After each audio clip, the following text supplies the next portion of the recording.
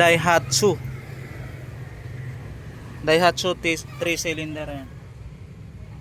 Siguro mga ano to, 19 ano kaya ito? 1990 95 siguro ito. O 96. Ayan, so ginagawa natin yung kanyang brake cylinder. Katas ng brake fluid. Ayan yan ang katas ng brake fluid.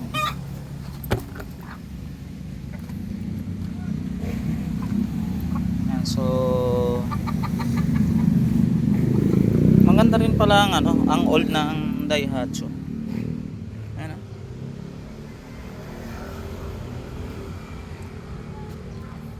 ganda. Ito ang mga magandang mga pang harabas. Ang bili-bili ng pisang ganda. So 3 cylinder yan mga kabro-bro.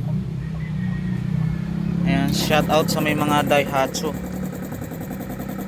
Nakalimutan ko kung anong tawag nila dito sa ganito. Yan mga kabro-bro. So comment lang kayo sa ibaba. So kung ano itong ibig sabihin, ay kung anong klase ng Daihatsu ito. Ayan Daihatsu.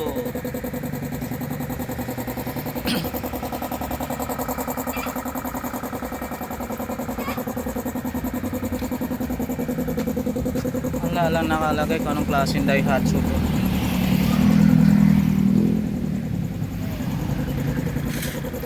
Ang ganda.